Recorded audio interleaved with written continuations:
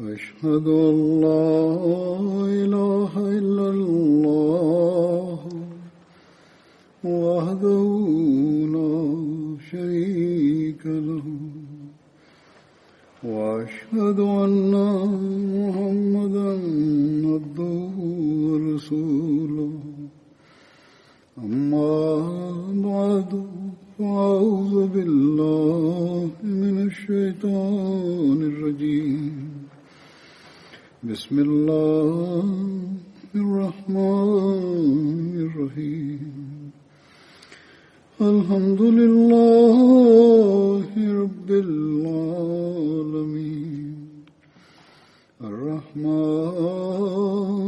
الرحيم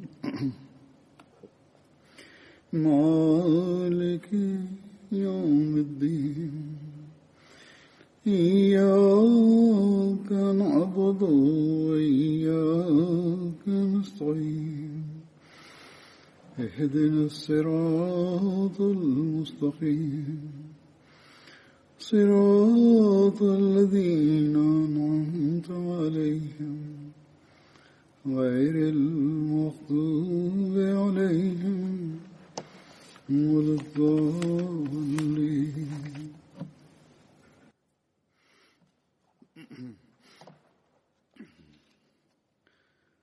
हज़रत मसीह मौऊद अलैहिस्सलाम ने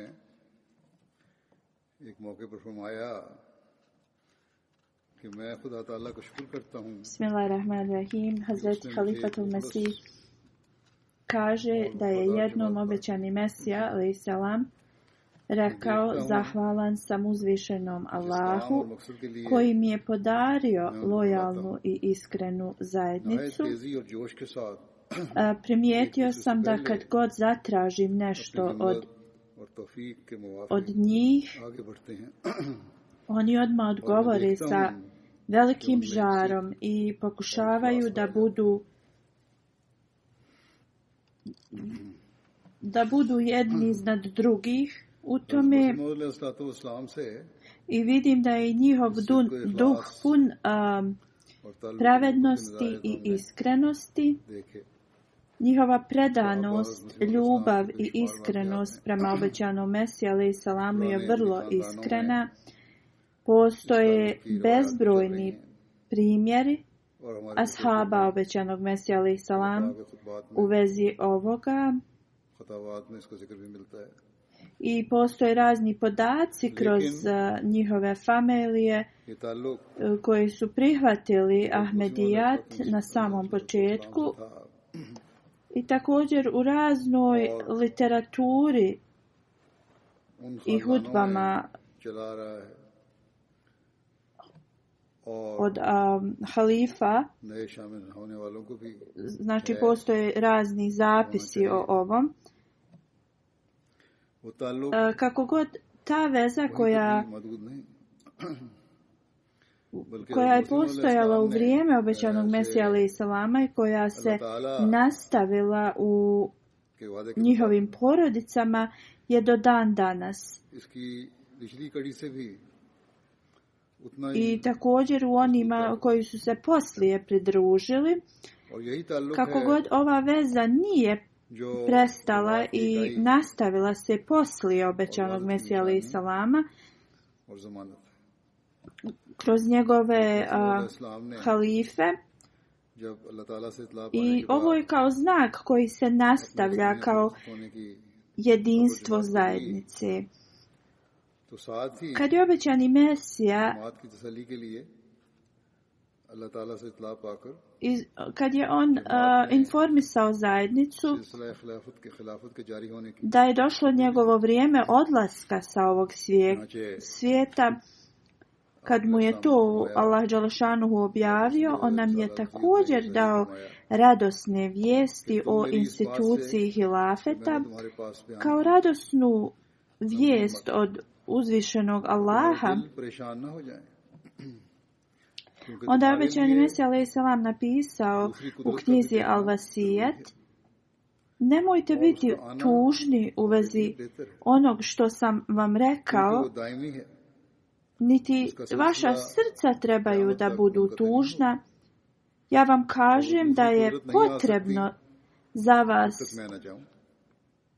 da vidite drugu manifestaciju i taj dolazak je bolji za vas, koji je vječan i neće se završiti do sudnjeg dana, a ta druga manifestacija ne može doći dok ja ne odem sa ovog svijeta,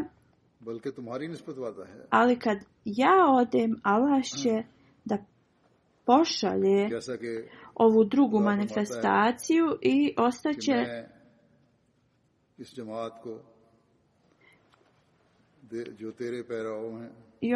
kao što je Bog obećao u Brahini Ahmedija.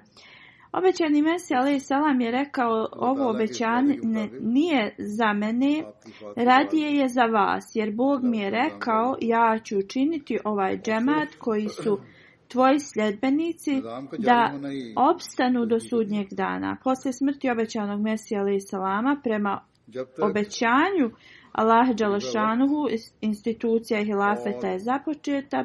Kako god, uspostavljanje institucije ne predstavlja nikakvo značenje.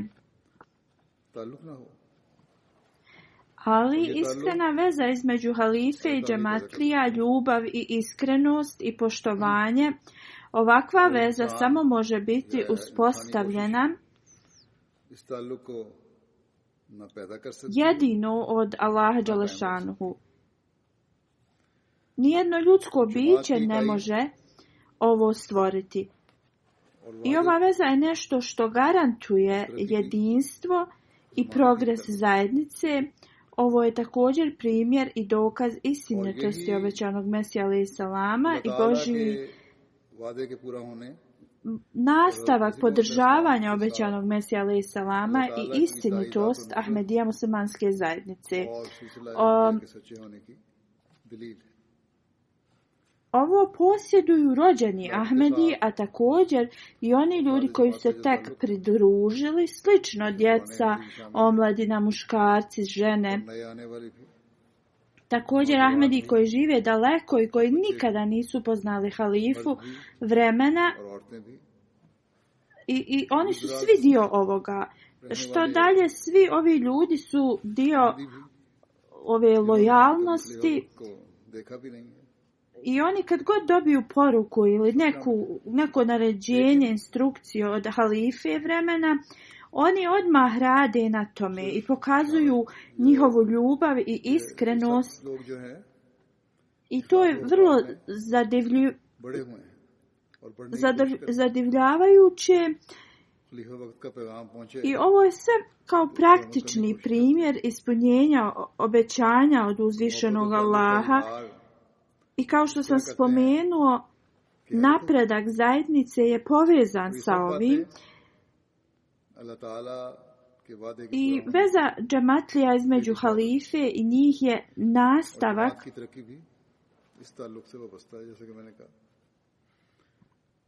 tog pomaganja zajednice od uzvišenog Allaha. Ovo nisu samo prazne riječi, ovo je poduprto sa stotinama hiljada dokaza. Džematlije su pokazali i napisali su ovo i da se sve ovo sabere, bezbrojne knjige bi se mogle napisati. Hazur kaže, ja ću spomenuti neke komentare koje članovi džemata su imali i koji se nastavljaju do danas. Znači, ovo je počelo poslije smrti obećanog Mesija alejhi selama i nastavilo se 112 godina poslije njega do danas. Opozicija džemata, oni su mislili da će se ova zajednica završiti nakon smrti obećanog Mesije alejhi selama. Kako god, veza ljubavi, lojalnosti, istrajnosti prema hilafetu i prema obećanom Mesiji alejhi selamu se nastavlja, A zašto i ne bi se nastavila kad je ovo se desilo prema predskazanju časnog poslanika Muhameda sallallahu alejhi ve sellem? U svakom slučaju, Huzur kaže, ja ću sada predstaviti ove komentare i počeći od vremena od Hazreti Halifatul Mesih I radijallahu anhu. Al-Badr, urednik ovog magazina, piše u vezi dana kad je Halifatul Mesih I bio bolestan. On piše, u tim danima mnoga pisma od džematlija su stizala i pisali su u vezi zdravlja od Hazreti Halifatul Mesih I radijallahu anhu i oni su se u njima molili i pitali za zdravlje. U vezi ovih pisama Hazreti Halifatul Mesih I radijallahu anhu je rekao, ja se molim za svakog od njih koji je napisao i koji je upitao, koji su napisali i upitali u vezi mog zdravlja. Ovaj urednik je napisao da na način na koji ovi ljudi su pisali u vezi Halifatul Mesih I je izvanredan i on kaže, ja ću predstaviti tekst od ovih nekih. Hakim Muhammed Ahmed Kureši sahib piše, jednog dana sam molio uzvišenog Allaha, o moj gospodaru,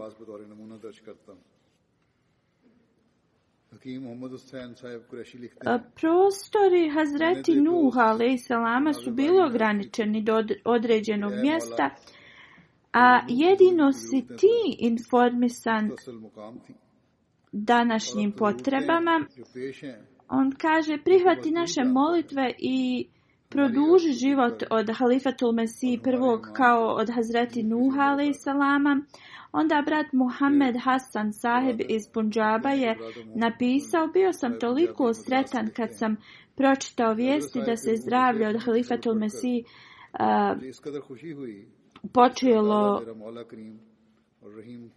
popravilo. Ja taj osjećaj ne mogu opisati, jedino veličanstveni Allah zna kako sam se ja osjećao.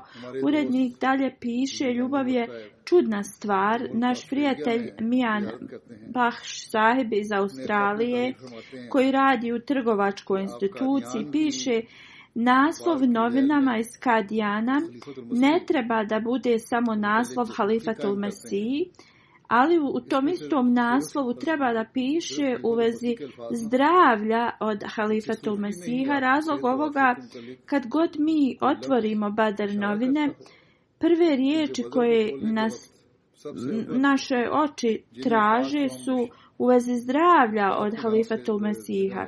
Naša želja je da odmah te riječi budu vidljive u naslovu.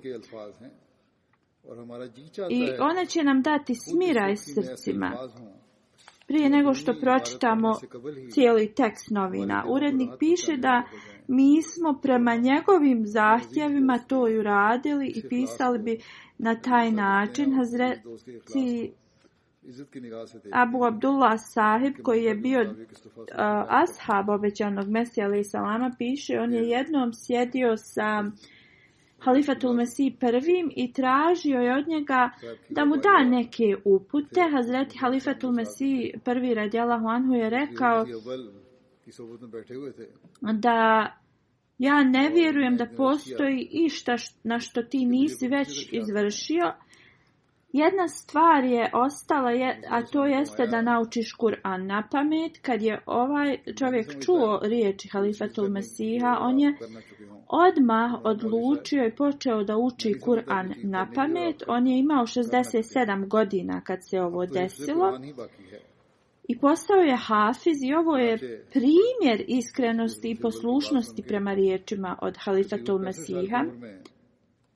Onda Huzur kaže, u toku vremena od Halifatul Mesih II radijallahu anhu, kad je neki pokret u tom mjestu dobio veliki uspjeh, Halifatul Mesih je postao zabrinut i nervozan u vezi ovoga i na hudbi 9. marta 1953. godine Hazreti Muslim Maud radijallahu anhu je predstavio projekat džematlijama da putuju u to mjesto o svom trošku, da propovijedaju vjeru onima koji su ostavili islam i da ih pozovu nazad u islam. Džemat se odazvao u velikom broju. To su bili vrlo školovani ljudi, profesori, biznismeni, ljudi koji su radili u vladi i iz raznih sfera života ljudi su se odazvali ovom pozivu od Halifatul Mesih II. I kao rezultat njihovih napora hiljadama ljudi se je izreklo svoju kelimu. I znači oni su se vratili natrag u islam. Jednom dok je sjedio sa Halifatul Mesihom jedan stari gospodin, Kari Naimuddin Saheb Bengali, on je rekao huzuru, iako moji sinovi nisu spomenuli u vezi ovog projekta koji je Hazur započeo, ja sam osjetio juče kad je Halifatul Mesih govorio u vezi davanja svog života za službu vjere i odlazak u to mjesto, da oni ponovo pozivaju ljude u islam i način na koji će morati živjeti kad odu u to mjesto. Možda i moji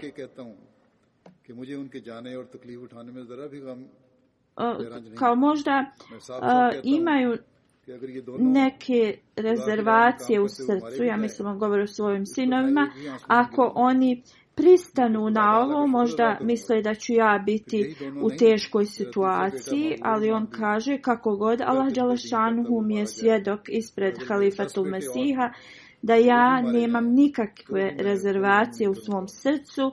Oba dvojica oba dvojica sinova da daju svoj život na ovom putu, znači da budu i ubijeni. Ja neću ni suzu pustiti, radije bit ću zahvalan uzvišenom Allahu i nije samo u vezi ove dvojice sinova i da moj treći sin pogine radeći na Allahovom putu i da imam još 10 sinova, ne bi pokazao nimalo tuge. Tada je huzur i svi članovi koji su bili prisutni njemu rekli džezakumullah, to jest da ga Allah nagradi. 1942. godine kad je Halifatul Mesih II. Otputovao u posjetu Europe, 1924. I ova kratka odvojenost od halife je učinila da džematlije budu toliko potišćeni. Možemo da vidimo iz sljedećih riječi. Babu Sirađudin Sahib piše: dragi moj, mi smo odvojeni od tebe i kad bi mogli biti prašina po tvojim nogama, da ne bi morali prolaziti kroz ovaj bol razdvojenosti od tebe, mi bi to uradili. Voljeni moja, nisam posjetio Darul Aman Kadijan 4 godine, ali moje srce je bilo zadovoljno da kad god poželim mogao sam da dođem i poljubim noge mog voljenog Hazura, ali sada i jedan dan razdvojenosti je vrlo težak.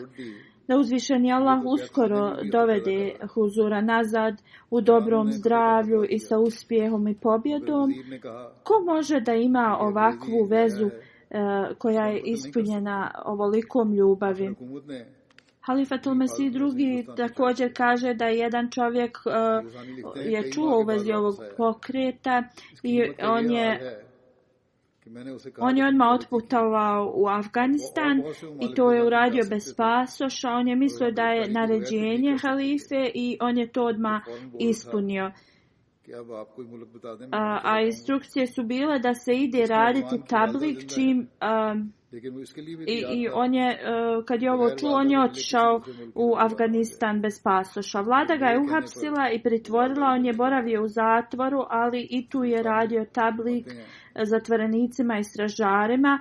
Onda je bio također od stražari su se požalili i ta ulema je mu presudila smrtnu kaznu, ali kako god rečeno je da je on državljanin Britanskog carstva i da ga ne mogu pogubiti, tako da je on bio vraćen u Indiju. Hazreti Halifatul Mesih II piše da ova osoba se vratila nekoliko mjeseci poslije toga i on je napravio grešku i mogao je da ode u razne druge zemlje da radi tablik, a da ne bude pritvoren kao ovako, ali taj mladić je odmah rekao ja sam spreman da idem gdje god Hazur naredi. Njegova majka je bila živa i on nije htio ni da ode kod svoje majke, on je bio spreman da ide da radi tablik negdje drugo, ali Halifatul Mesih mu je naredio da ode i da posjeti svoju majku. Hazreti Halifatul Mesih II je rekao da drugi mladići pokažu odlučnost kao što je ovaj mladić. Ovaj mladić iz Punjaba koji je to pokazao odlaskom u Afganistan, onda možemo da kažemo da u cijelom svijetu revolucija bi se desila i u vrlo kratkom vremenu. Onda brat iz Sirije Muhammed Ašava sahib, kada je Hazreti Halifatul Mesih II posjetio Siriju, on je također putovao s halifom u Lebanon. On je bio uspješni advokat i kao što je poznato advokatima je uvijek trebala, kao uvijek im trebaju dokazi u vezi svega, ali on je imao toliko veliku vezu sa hilafetom i kada bi god dobio neke naređenje, on bi rekao ako je halifa naredio, to je dovoljno za mene, izvršavao bi taj posao. Onda u vrijeme Hazreti Halifatul Mesih III, gospođa Naima Latif sahiba iz Amerike, koja je imala ogromnu ljubav prema hilafetu i halifi vremena i koja je uvijek izvršavala poslušno halifine naređenja, kad je halifa posjetio Ameriku i održao govor na jednom univerzitetu i tema tog govora je bila u vezi hidžaba. Poslije ovog govora ona je odmah odlučila da stavi hidžab i da nosi ga i ona je bila jedina žena ne samo u tom mjestu već u širem prostoru i ona je bila nova Ahmedi, ali je željela da ispuni svoj bejat. Nazir Ahmed sahib je napisao o jednom iskrenom Ahmedi dok je govorio o ovome. On kaže da to stanje 1974. godine u Pakistanu, opozicija i sve učinilo je Mehr sahiba da bude i da prolazi kroz vrlo težak period i svi njegovi bližnji su također se okrenuli prema njemu. Ovo je učinilo da on proširi krug prijatelja, ali opozicija se nastavila i on radi obrazovanja svoje djece prodao je svoje imanje i negdje je počeo da iznajmljuje neko zemljište blizu Rabve. Kada je otišao kod Halifatul Mesih III, halifa je izrazio nezadovoljstvo zašto je on to uradio, jer je ostavio to mjesto, to selo gdje je on živio bez jednog Ahmedi. Njemu je to bilo puno teško i on je odmah otišao i tražio novac koji je uložio za iznajmljenje ovog zemljišta, ali mu nije htio da vrati. On je također imao neke usjeve tu, sve je ostavio i vratio se u svoje selo. Ali također nije bilo lako, nije mogao da kupi za isti novac to svoje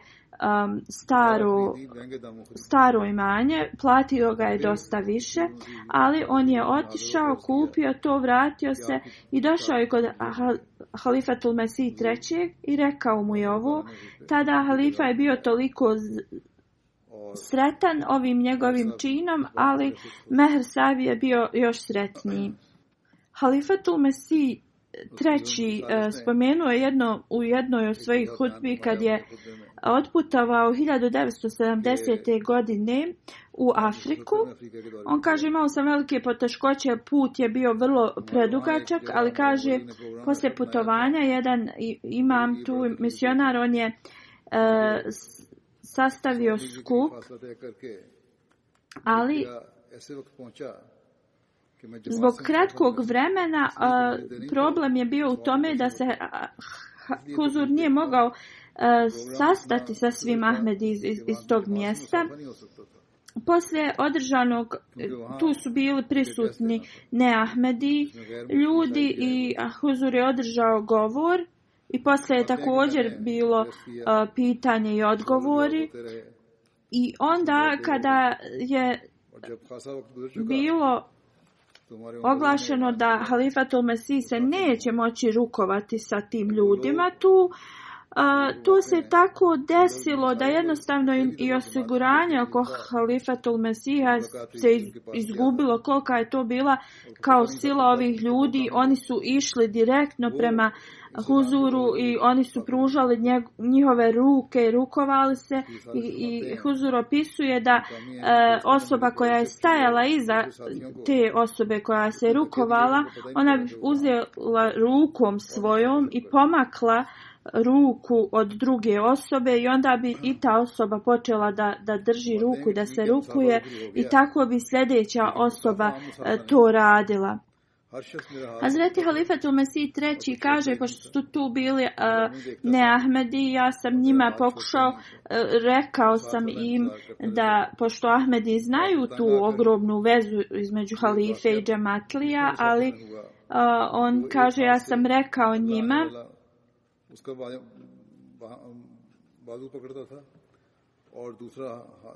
da ovo ponašanje ljudi prema meni, to nije nešto što sam ja zaslužio, što sam ja nešto uradio prema tim ljudima.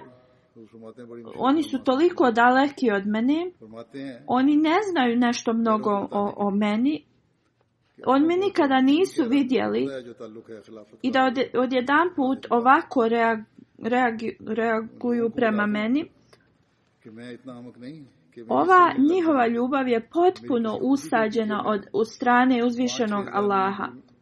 Onda u vrijeme Hazreti Halifatul Mesih IV. Rahimullah, promjene u Africi su bile trud onih ljudi koji su dali svoj život u službu Islama, velike su se promjene desile, pa i trenutne promjene koje se dešavaju i članovi džamata tu ne mogu jednostavno da vjeruju. Pa i trenutno sada neki koji rade u vladi i jednostavno kažu koliko je njihova zemlja, tamo Afrika, napredovala i koliko su zahvalni džamatu da jednostavno žele da prime poruku džamata. Jedna osoba, Hazur kaže, koje ime i njegovu zemlju neću spomenuti, ali kao rekao je, ne mogu da vjerujem šta se dešava. On je rekao kao ja ne mogu ni da zamislim da kao njihova država je mogla da ljudi iz njihove države daju toliku službu hilafetu i da tako pokazuju ljubav prema hilafetu. On kaže ja to nisam mogao ni da zamislim. Ja što sam vidio to, taka ljubav se pokazuje samo prema ili poslušnost prema vođama države, ali i tada je to samo sa ovo svjetske strane. Ali osim toga nikada nisam vidio da se ovako dešava bilo kojoj drugoj osobi. On kaže ovo nije kao truda zajednice, ovo dolazi iz nevidljivog, to jest od uzvišenog Allaha. Onda što se tiče Pakistana, jednom je Halifatul Mesih IV. Rahimullah spomenuo u vezi problema i stvari koje se dešavaju tu. I tada je govorio u vezi nepravilno korištenja videokaseta. Hazur je tad rekao, ja sam spomenuo na jednoj hudbi da ovo će donijeti nemir u kuće, nemir između bračnih drugova, nemir jednostavno u cijeloj naciji i povećanje nemorala. Halifatul Mesih četvrti, on kaže, ja sam dobivao pisma iz Pakistana što je učinilo da moje srce i on da padne na seždu, da se moli mnogo za njih. On kaže da su neki članovi pisali da su oni jesu to radili sad, ali kao zbog milosti uzvišenog Allaha da su oni u takvoj zajednici kad su čuli da je Halifatul Mesih rekao da se kloni od toga, oni su jednostavno prestali. Hazreti Halifatul Mesih kaže da kada zajednica tako odgovori pozivu halife, znači da su iskreni članovi. Onda Huzur kaže, i u moje vrijeme, u 2004. godine sam otputovao u Nigeriju i tu sam bio samo 2 dana jer nisam imao program da posjetim tu zemlju, to je bilo kao nešto usput. Kako god Huzur kaže, ja kad sam došao tu jer im je let bio, shvatio sam da postoji velika potreba da posjetim tu zemlju i bilo bi vrlo loše da nisam. Huzur kaže, malo prije mog dolaska, nekoliko dana prije, Jalsa u Nigeriji se održala i Huzur kaže, ja nisam uopće se nadao da će ljudi nakon nekoliko dana da se vrate i da imaju mogućnosti da dođu ponovo u to mjesto. Kako god, otprilike 30.000 njih se sakupilo tu. I kaže, ugledati tako prelijep prizor je bilo tako lijepo ih vidjeti. I takva veza lojalnosti i ljubavi je jednostavno nešto što se ne može opisati. Neki od njih nikada nisu ni vidjeli halifu, ali je tako bilo predivno ih vidjeti njihovo ponašanje. Huzur kaže, u toku dove prije polaska neki su toliko izrazili tu svoju tugu zato što Huzur odlazi. Kako god, ovo je jedino moguće zbog uzvišenog Allaha. Ovi neki učenjaci ili ulema, oni govore da u nekim državama u Africi bili su kao u sposobnosti da zatvore neke naše džemate ili da su ljudi ti lokalni obećali da će zatvoriti ih. I oni također tvrde da su mnogo nekih drugih stvari kao uradili. Ali što mi trebamo da upitamo, jer mi vidimo jednostavno kad odemo dole i vidimo preko MTA i sve te primjere, kako će oni biti u stanju da to urade i zaustave. Oni mogu da nastave da tvrde što god žele, ali to samo nastavlja nama da povećava našu vjeru i u pozornost. Onda Huzur kaže, 2008. ja sam posjetio Ganu i hvala uzvišenom Allahu, džemat je tu kupio veliko zemljište, otprilike oko 500 ekara. Mnogi ljudi su tu stigli prije nego što sam ja došao. Napravljeni su kao privremeni smještaj. Iako su se potrudili da to obezbijede, bilo je opet, to nije bilo dovoljno. Ali nijedna osoba se nije tad žalila. Mnogi od tih ljudi su bili ljudi imućni, obrazovani. Jednostavno, oni ako nisu našli smještaj, oni bi samo stavili neku deku na zemlju i tu bi spavali. Inače, ljudi iz Gane su vrlo strpljivi, ali u toku dželse oni znači pokazuju još veće strpljenje. Neki su i također i pitali kao namučili ste se i tako kao u vezi toga. Oni su rekli mi smo došli ovdje da budemo u prisustvu Halifatul Mesiha i šta je jedan ili dva dana na primjer da tako provode vrijeme kad sve ostale dane mogu da uživaju u svojim ugođajima. Oni su bili sretni i zadovoljni da im je uzvišeni Allah podario da oni mogu da prisustvuju džalsi. Tada ljudi iz Burkina Faso su putovali da prisustvuju na džalsi, također iz drugih bližnjih zemalja. Huzur kaže, saznao sam da delegacija koja je došla iz Burkina Faso bila je velika i da oni nisu dobili hranu. Tad bilo ih je otprilike oko 3000 i ovo je bila najveća delegacija koja je došla tad u Ganu. I 300 hudama je na biciklu stiglo i putovali su oko 1600 kilometara. U svakom slučaju kaže Hazur da je rekao jednom od misionara da trebaju da se izvinu njima zbog tog propusta i da se bolje pobrinu za njih. Kad je misionar se izvinuo njima, oni su rekli da razlog njihov putovanja u Ganu je ispunjen. Oni su rekli mi jedemo hranu svaki dan, iako Huzur kaže da možda oni nemaju hranu svakog dana zbog toga gdje žive i kako žive, ali oni su rekli da je njima hrana dostupna svakog dana, ali im nije dostupno da budu uz halifu svaki dan.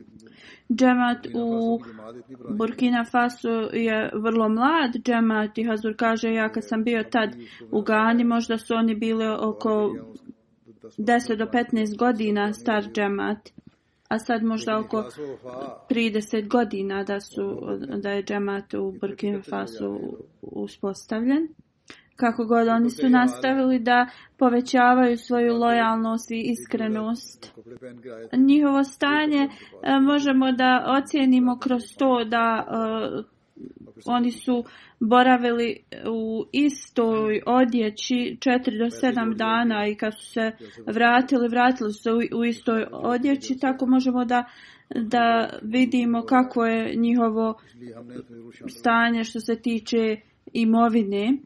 Oni su svoj novac skupljali da mogu da putuju i da stignu na tu džalsu koja je bila 100 godina postojanja džamata i to je za njih bilo važno. Znači, ko drugi osim uzvišenog Allaha može da stavi ovoliku ljubav u srca ljudi, to samo jedino može Allah da uradi. Hazur kaže onda ti hudami koji su došli sa biciklima, oni su 7 dana putovali, neki od njih su bili stariji 50-60 godina, neki su bili, dvojica su bili djeca 12-13 godina. Kada su pitali predsjednika Hudamul Ahmedija, sigurno ste se kao namučili dok ste stigli.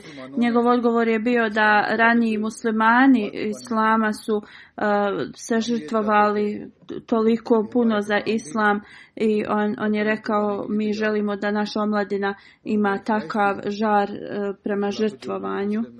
I oni su imali želju da urade nešto za tu 100 godina hilafeta i da dođu na biciklima. I da ti mogu da kažu da halifi vremena da su oni spremni da prihvate bilo kakav izazov i bilo kakvo žrtvovanje. I prije nego što su krenuli nazad, novinarka ih je pitala u vezi njihovih bicikala, zato što Zato što njihova bicikla su bila kao stara, nisu uopšte kao sad ova modernija u Engleskoj. Oni su rekli da naša bicikla su stara i nisu baš dobra, ali naša vjera i naša želja da dođemo je dosta jača od bilo koje druge prepreke.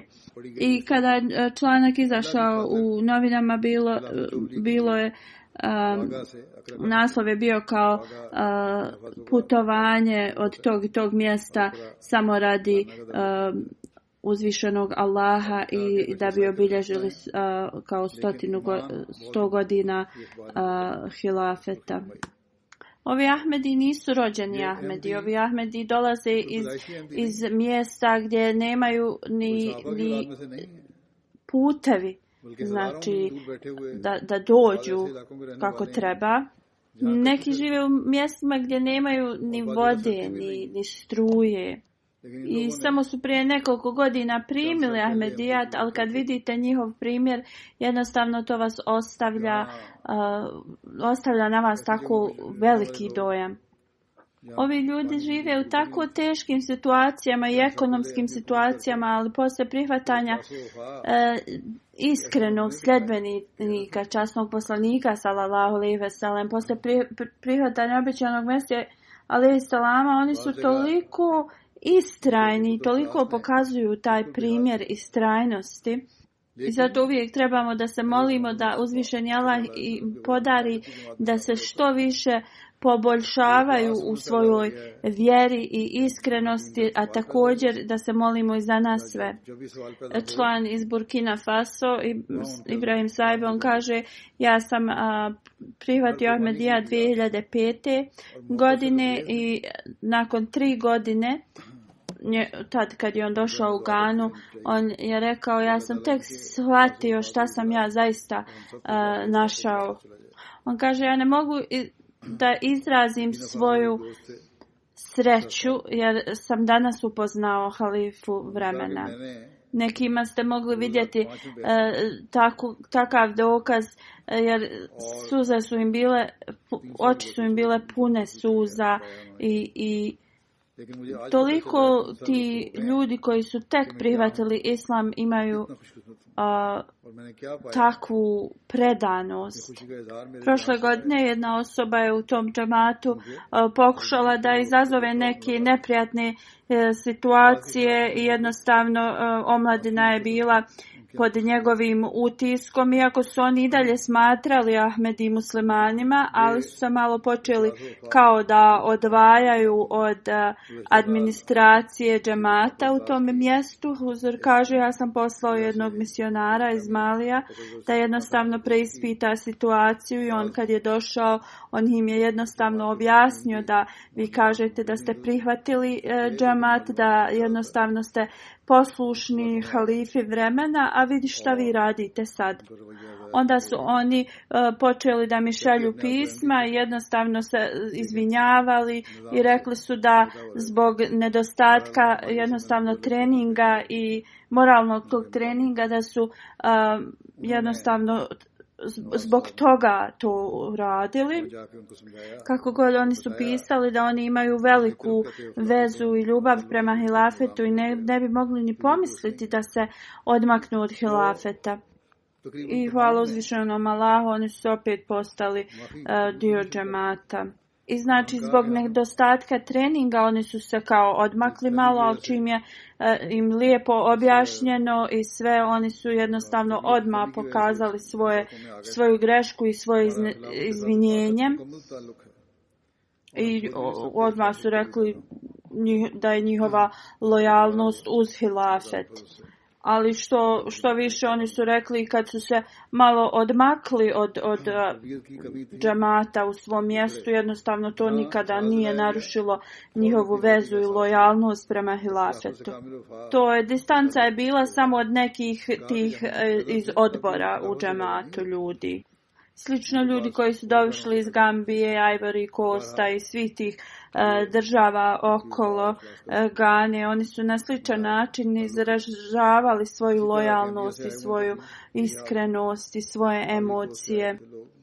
Huzur kaže, ja sam ovo već spomenuo, ali dok sam boravio u Gani, kad sam posjetio za 100 godina dželsu tu, moja kuća je bila podaleko, otprilike 1 kilometar udaljena od mjesta gdje se dželsa održavala. I Hazur kaže da su žene, ljudi, svi se tu skupljali i dizali bi djecu tako da samo da kažu njemu, da mu nazovu selam. Tada na dželsi je bilo 50.000 žena prisutno. I one su izražavale takvu lojalnost i iskrenost prema hilafetu. Na njima se ta ljubav i ta veza prema hilafetu mogla vidjeti, a također Huzur kaže da su oni toliko pažljivi da dolaze na namaz redovno, na tahadžud, na dnevne namaze. Huzur kaže, kao što sam spomenuo, 2004. da smo u Nigeriji bili vrlo kratko vrijeme, možda je bilo to i 2008. pa poslije kaže Hazur, mislim da je ovo bilo 2004. kad sam iz Benina stigao tu i tu je bila izgrađena džamija i mnogi ljudi su željeli da se rukuju s Hazurom i da i njihova djeca vide Hazura, također žene su željele da vide Hazura uživo i kaže ogromna linija se iskupila. Tako dok je Hazur išao, njegovo osiguranje ide oko njega i jedna gospođa je tu stajala i on je rekao da se ona pomakne. Hazur kaže da je ta žena postala toliko ljuta na njega i rekla je, ko si ti da razdvajaš mene i mog halifu. Tako možete vidjeti koliko su oni predani i Huzur kaže, ja sam onda zastao i rekao sam sjedite i da se svi smire i za nekoliko sekundi svi su sjeli. Ovo je njihova veza i njihova poslušnost prema hilafetu. Huzur kaže, ljudi često smatraju da oni koji žive u Americi da su te džamatlije vrlo materialistični, da se na to više kao fokusiraju nego na vjeru. Huzur kaže, također jednom je Halifatul Mesih III spomenuo da je neko prijetnje neke uputio i da dvojica ljudi koji su bili profesionalni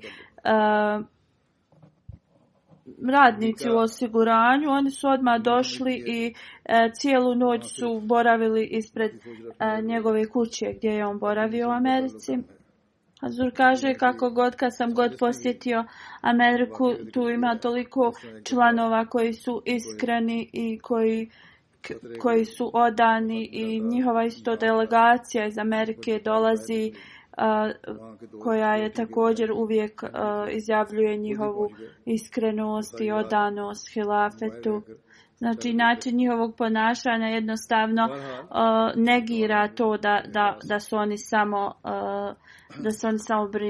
brinu za taj materializam i slično. Slično njihova omladina, na primjer, dok sam god ja u Americi, oni ostaju sa mnom da u službi tu. Također neki su mi rekli da su tek počeli svoj posao i kada su tražili slobodno vrijeme da dođu na dželsu i da mene upoznaju,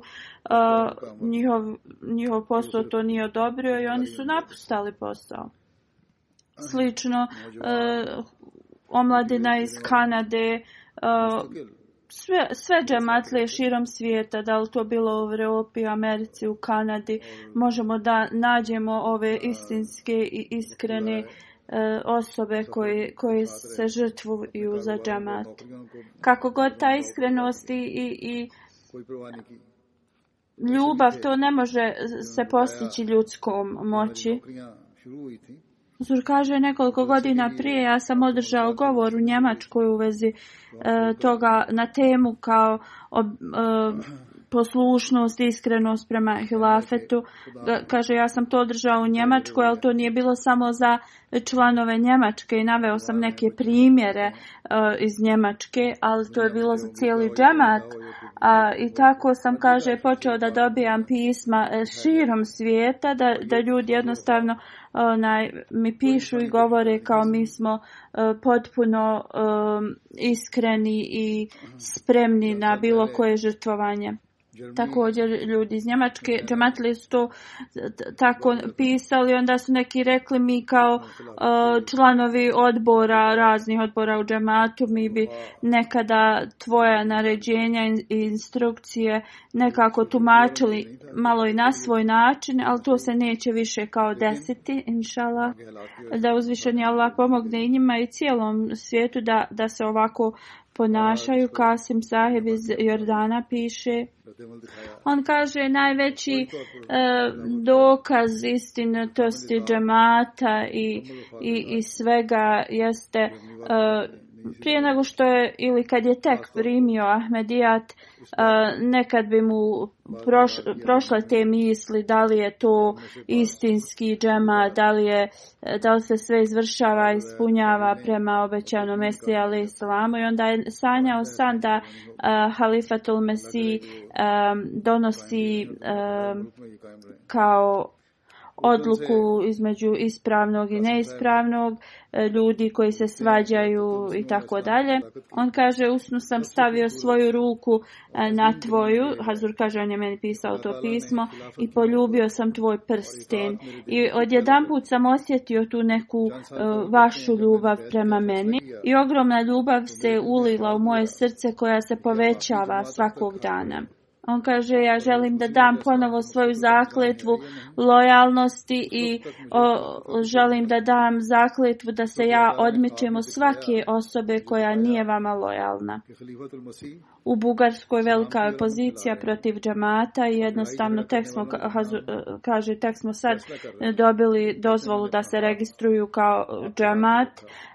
Muftija, taj glavni, tu je pokušao sve moguće, pa i Ahmedi muslimanima je dolazio i kao nudio i pare i tako te neke druge stvari da bi napustili džemat, ali uz pomoć uzvišenog Allaha ne samo da te džematlije su povećali svoju vjeru i lojalnost, ali jednostavno to je povećalo njihovu vjeru. Jednoj su ženi trojica došli i rekli kao napusti Ahmedijat i pridruži se njima i kao oni će dati neku i financijsku pomoć.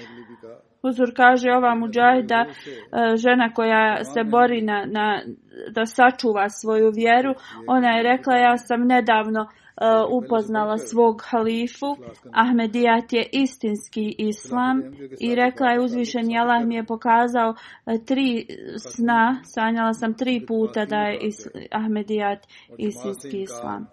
I ona im je rekla, znači nema šanse da ću ja da napustim Ahmedijat. Iz Benina misionar piše, imali su skup za nove Ahmedi i jedan od tih novih Ahmedi je rekao da kad ljudi imaju neki problem u svom mjestu, idu kao od najmanjeg vođe tog mjesta pa dođu i do predsjednika, ali kao pitanje je da li će im biti pomognuto. Kaže, sistem u džematu je tako da mi imamo halifu koji zna se podbrinuti za svačiji problem, čovjek koji jednostavno za Allahovu pomoć svake zemlje razumije, mislim, sva ta probleme i rješava ih na najbolji način. Leila Sahiba iz Francuske kaže, ja sam dala bejat 2017. godine. I ona kaže, ja svako jutro pročitam pismo koje ste mi vi poslali, koje je promijenilo moj život. Ona kaže, ja se molim svako jutro da vam uzvišeni Allah podari sve najbolje. Znači na svakom namazu se moli za huzura i kaže jednostavno ovaj bejat me je učinio da budem totalno drugačija osoba.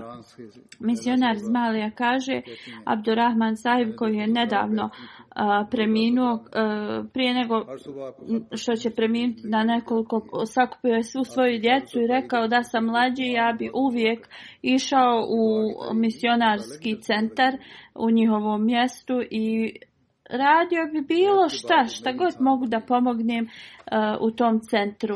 Onda je rekao 2 mjeseca ima kao da plati svoju članarinu ili neko obećanje koje je rekao da će dati u džemat i rekao je da oni to isplate ako slučajno nešto njemu se desilo. I treći savjet koji mi je rekao da se nikada ne udalje od hilafeta ili da pokažu neposlušnost prema hilafetu i da uvijek plaćaju svoju čendu na vrijeme.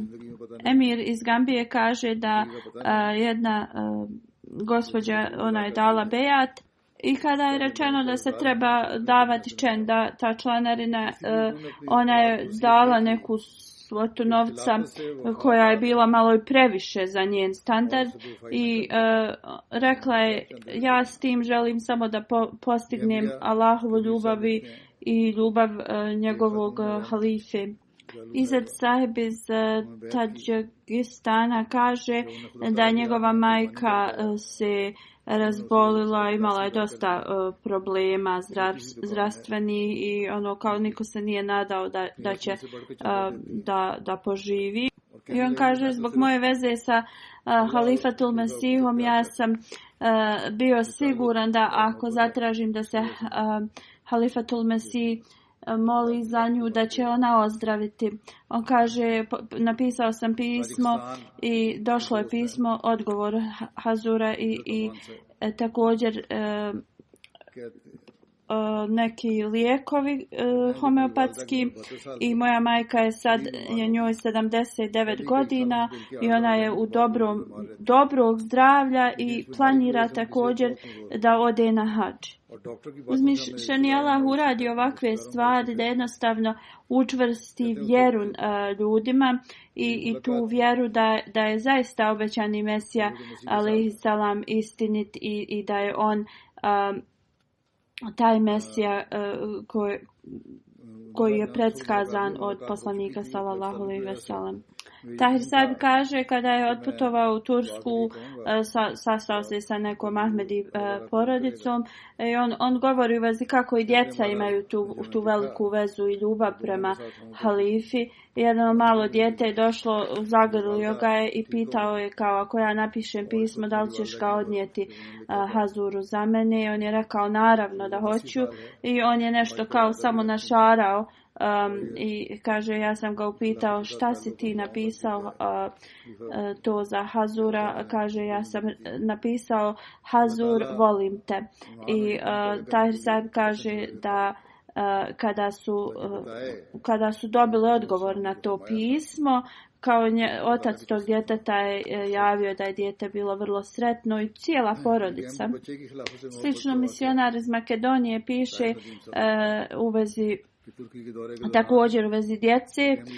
On kaže da dok je išao u Bosnu, upoznao je nekog čovjeka koji je porijeklom iz Pakistana i on mu je rekao, kao jednom u Dubaju na aerodromu sam upoznao jednu porodicu i jedno malo dijete je svima govorilo da klanjaju namaz i da govore istinu.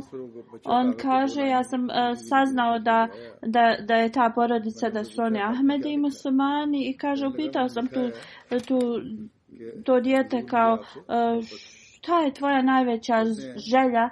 I ona mi je odgovorila da ja upoznam svog voljenog halifu koji živi u Londonu.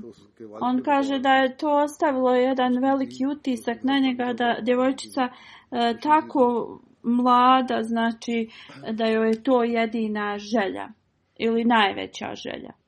da upozna svog halifu. Slično kada sam ja rekao da djeca ne igraju ovu neku video igricu, roditelji su mi pisali da su bili zabrinuti kako će oni to da zaustave da djeca ne igraju tu igricu, ali kaže kad su ta djeca čula da je to halifa rekao, oni su sami napustili i sada Hazur kaže ja dobijam neka pisma gdje me pitaju djeca kao da li je u redu imalo da igramo tu igricu ili tako nešto slično. To jednostavno pokazuje da ova djeca ne žele da lažu, ne žele da kriju, znači iskreno pitaju. Niti oni žele da nešto rade što je halifa zabranio radi njihovog sopstvenog dobra. Misionar iz Honduras piše da je jedan lokalni Ahmedija tu imao problema nekih i kaže ja sam ga savjetovao da on piše halifi. On kaže da skoro svi problemi njegovi su se jednostavno riješili poslije tog pisma i da je to tako povećalo njegovu vjeru. Afari Sahib iz Maroka piše da jednostavno moj cijeli život, sve u vezi mog života je jednostavno dobilo tu neko prosvjetljenje, svjetlost. Zahvalan sam uzvišenom Allahu koji mi je dao uputu. Napisao je kada te vidim imam toliku tu neku ljubav ogromnu prema vama, a nikada vas nisam ni upoznao ni vidio uživo. I ovo je jednostavno nešto što je uzvišeni Allah stavio u moje srce. Da uzvišeni Allah uvijek vam podari njegovu pomoć i milost. Iman Sahiba iz Jemena piše, volim halifu više od sebe, od svoje djece, od svoje porodice. On je mir i smiraj mog srca. Nadam se da uzvišeni Allah će podariti da sve stvari se vrate u normalu. Ona kaže dolazak obećanog Mesije i njegovih halifa, to je jednostavno će da donese mir u svijetu poslije velikih tih nemira. Ona kaže moje stanje slično kao od Rasulullah sallallahu alejhi ve sellem kada je rekao gospodar moj, mene nije briga ni za šta osim to da ti ne budeš budeš nezadovoljan sa mnom. Ona dalje kaže, ja se molim da uzvišeni Allah bude onaj koji je zadovoljan sa mnom. Gospodin iz Tunezije piše kao da jednostavno oni vole Hazura i jednostavno su zahvalni Allahu što su ušli na taj brod upute, brod na kojem su spoznali o obećanom Mesiji alejhi selam i jednostavno ugasili tu svoju žeđ i oni su čvrsti u svom obećanju i svom bejatu i kaže nikada ne možemo doživjeti reformu osim da smo povezani sa tobom. Nemamo nikakve želje ovo svjetske osim da budemo dio ovog džemata. On kaže molim za vaše dove da ja ostanem istrajan u svom bejatu i da se ovo stanje između muslimana poboljša. Halifatul Mesih kaže ja sam samo predstavio neki male detalje u vezi lojalti, ljubavi i kako uzvišeni Allah daje tu ljubav i da niko ne može oduzeti to nama. Obećani Mesih alejhi selam je rekao da vi ćete vidjeti ispunjenje Allahovih obećanja i onda mi trebamo da se molimo tome da mnogi ljudi vide tu i dožive tu ispunjenje Allahovih obećanja. Huzur kaže, ja ću sada da navedem neke komentare u vezi MTA i to je također jedno obećanje koje je uzvišeni Allah dao obećano Mesiji da će da proširi njegovu poruku širom svijeta, u sve krajeve svijeta. Od 27. maja, to jeste na dan hilafeta, MTA kanali su malo drugačije organizovani i sada ću da spomenem te detalje. Na početku postojale su neke problemi u vezi emitovanja, posebno na primjer u Americi, a sada je to se popravilo. I želim da spomenem da sada MTA ima 8 različitih kanala i oni su podijeljeni prema lokacijama. MTA 1 će biti najviše za stanovnike Velike Britanije i još nekih evropskih zemalja. Glavni jezici bit će engleski i urdu na ovom kanalu, a programi koje će, ako se budu emitovali na drugim jezicima, također će imati prijevod na engleski ili urdu na ovom kanalu. Uživo programi će se također emitovati na svim ostalim kanalima. MTA 2 Europa, to će biti za evropske zemlje i za Srednji istok. Taj kanal će biti na engleskom, na turskom, francuskom, ruskom i još nekoliko jezika. Po 2 sata će biti razni programi na razne jezike. MTA 3 to je El Arabija i to će nastaviti da radi kao i prije. Glavni jezik na ovome je arapski. MTA 4 je za Afriku koja je za istočnu i zapadnu Afriku. Engleski, francuski i svahili će biti glavni jezici. MTA 5 je za zapadnu Afriku i program će biti na engleskom i još nekim afričkim jezicima. MTA 6 je za Aziju i ovi kanali su za Aziju, za Indoneziju, Australiju, Rusiju. Glavni jezici će biti urdu, engleski, indonezijski, Bangladeš, ruski i još nekih jezika. I prije su se programi emitovali na sličan način na ovim kanalima, ali sada će samo se usmjeriti na određene gledalce i na određeno vrijeme u tim mjestima. Onda MTA 7 je za također Azija, ali za HD kanal koji se može emitovati na malim antenama i tu će biti jezik pretežno urdu, Bangladeš, Sri Lanka, Nepal i tako dalje. Jezik također hindi i tamil i malayalam jeziku. MTA 8 je za Ameriku, to jeste za Sjevernu Ameriku, Južnu Ameriku i Kanadu. Sličan format kao što je i prije bio.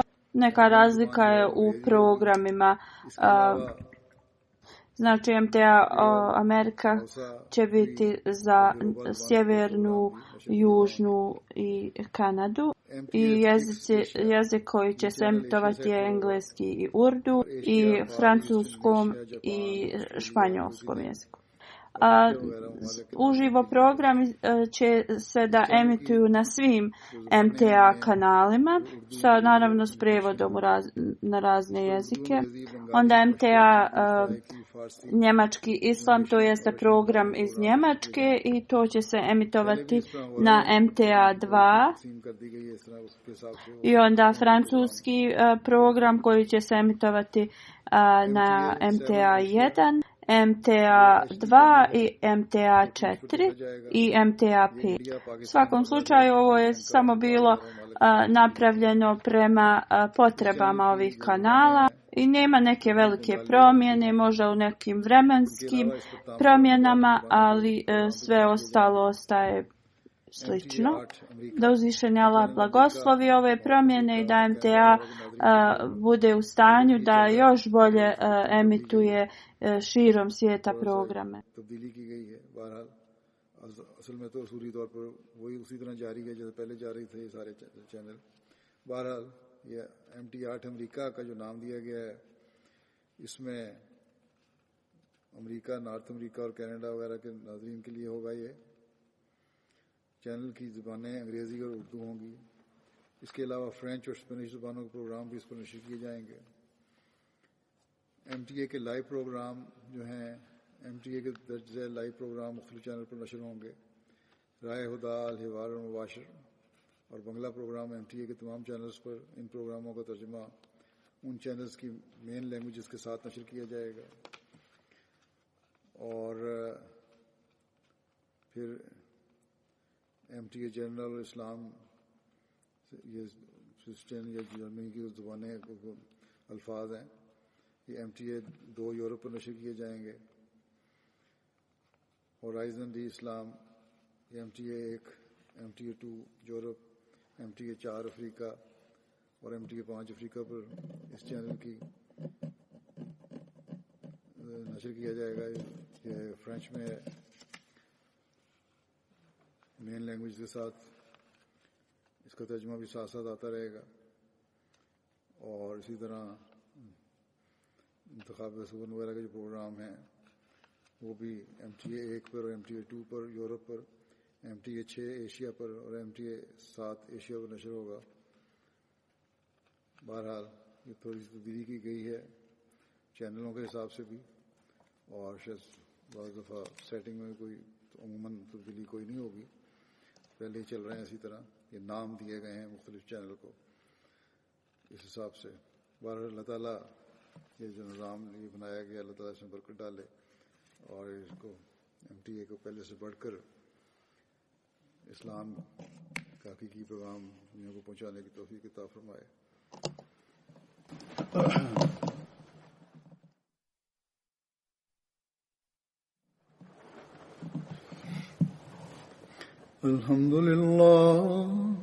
अल्हम्दुलिल्लाह नहमदुहु व नस्तईनुहु व नस्तगफिरुहु व नुमिनु बिही व नतवक्कलु अलैहि व नऊज़ु बिल्लाहि मिन शुरूरि अनफुसिना व मिन सय्यिआति अमालिना। मन यहदिहिल्लाहु फला मुदिल्ल लहु व मन युद्लिल्हु फला हादिय लहु व नशहदु अन ला इलाहा इल्लल्लाह व नशहदु अन्ना मुहम्मदन अब्दुहु व रसूलुहु। इबादल्लाह रहमकुमुल्लाह, إن الله يأمر بالعدل والإحسان وإيتاء ذي القربى وينهى عن الفحشاء والمنكر والبغي يعظكم لعلكم تذكرون. اذكروا الله يذكركم وادعوه يستجب لكم ولذكر الله أكبر.